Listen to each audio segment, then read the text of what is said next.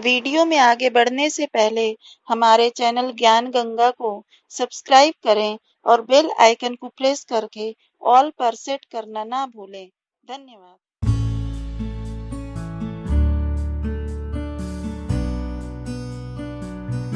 प्यारे बच्चों, आज हम आपकी कुछ हटके समस्या को उठाते हुए वीडियो में बना रही हूँ। समस्या यह है कि हम बहुत सारा मेहनत करते हैं लेकिन हमें उसका प्रतिफल पूरा नहीं मिलता है। हम बहुत मेहनत से पढ़ाई करते हैं लेकिन एग्ज़ाम में हमारे नंबर नहीं आते हैं। हम जिस एम को चाहते हैं, हम जिस मंजिल को चाहते हैं, वह मंजिल भी हमसे दूर जाती हुई लगती है।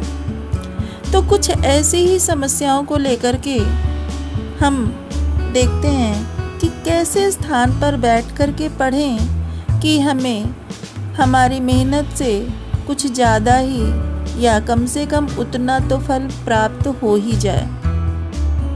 तो बैठने के स्थान के विषय में कुछ वास्तुशास्त्रियों ने बहुत सारी चीज़ें बताई हैं। हम वास्तुशास्त्र को ध्यान में रखते हुए कुछ नियमों को अगर लागू कर लेते हैं अपने जीवन पर तो शायद हमारी ये समस्या का कुछ हद तक समाधान निश्चित रूप से हो जाएगा।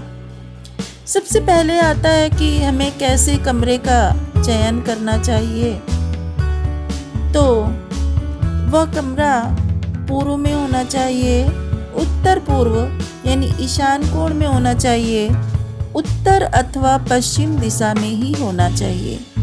इसके अतिरिक्त की दिशाओं में हमें स्टडी रूम को नहीं बनाना चाहिए।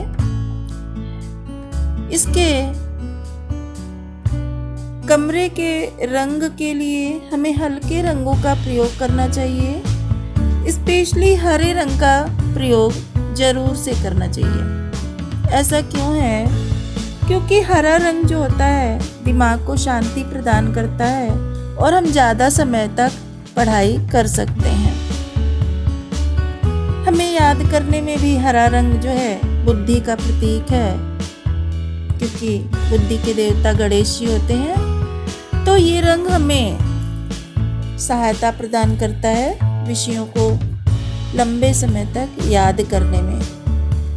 पढ़ने वाली मेज को हमें दीवार से सटाकर नहीं रखना चाहिए।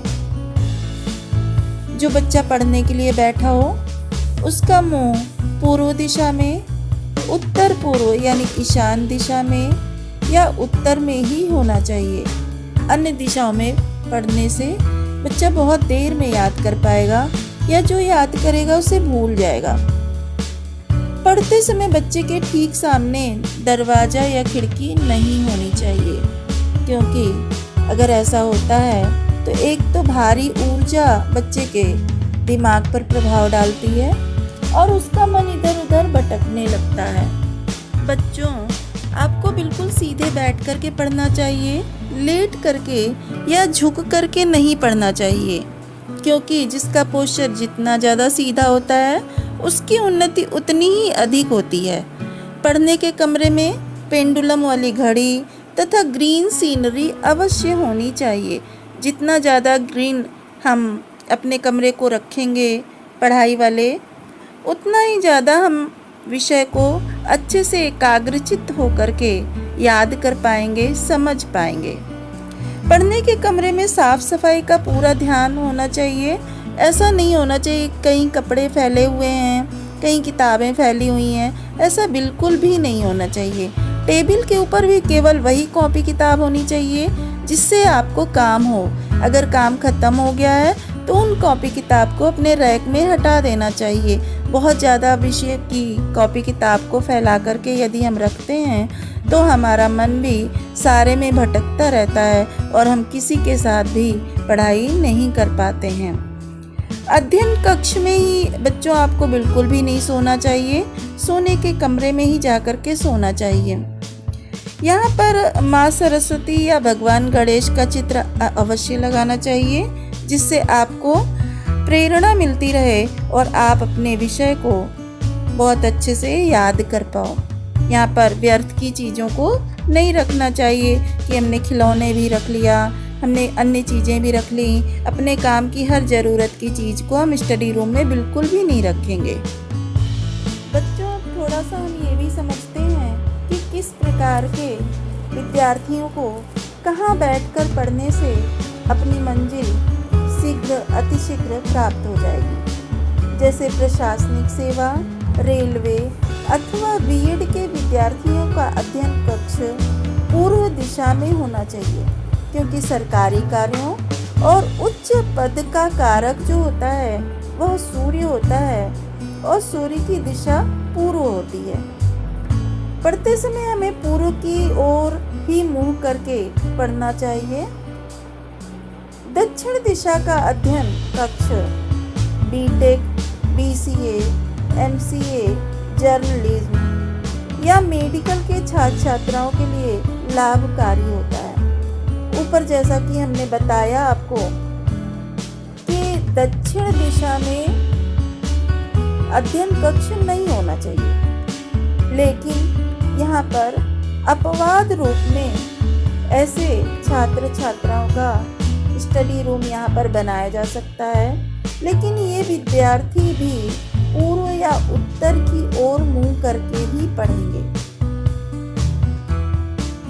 ऐसे विद्यार्थियों को अपने पढ़ने की मेज आग्नेय कोण में लगानी चाहिए। आग्नेय कोण मतलब पूर्व और दक्षिण का कोना, क्योंकि इन सभी कार्यों के लिए मंगल जो है रिस्पॉन्सिबल होता है और आग्नेय कोण मंगल का द्योतक है।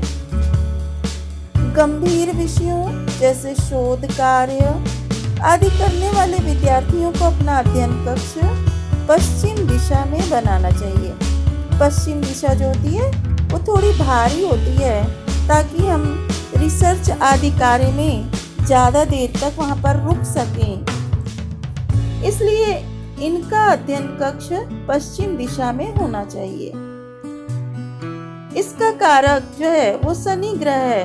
इसका कारण यह है कि शनि ग्रह एक अन्वेषण करने वाला गंभीर ग्रह है और इसकी दिशा जो है वो पश्चिम होती है। बैंक, अकाउंट, गायन आदि से जुड़े विद्यार्थियों को अपना अध्ययन कक्ष उत्तर दिशा में बनाना चाहिए, क्योंकि इन सभी कार्यों का कारक बुध होता है। बुध वाणी और गणित को रिप्रेजेंट करता है और बुध की दिशा उत्तर होती है। अब यहाँ पर हम देखते हैं कि हमारा अध्ययन कक्ष जहाँ कहीं पर भी बना हुआ हो, लेकिन हमें पढ़ना उत्तर पूर्व या उत्तर की ओर मुँह करके ही चाहिए। इसका कारण ये है कि पूर्व, उत्तर पूर्व यानी ईशान और उत्तर दिशा जो होती है वो हल्की होती है और वो हमारे दिमाग के ऊपर ऐसा असर डालती है कि हम अपने विषय के साथ न्याय कर पाएँ। तो बच्चों, आपने देखा कि अगर हम थोड़ा सा परिवर्तन अपने पढ़ने के स्थान को लेकर के कर लेते हैं या उसका डेकोरेशन उसी के हिसाब से कर लेते हैं, तो हम जो चाहते हैं वो हमारे जीवन में आने लगता है। मेरी शुभकामना है कि आप इस प्रकार से अपने अध्ययन कक्ष को चेंज करके अपने मंजिल को प्राप्त करने में सफल हो पाएं। यही मेरी कामना है। धन्यवाद।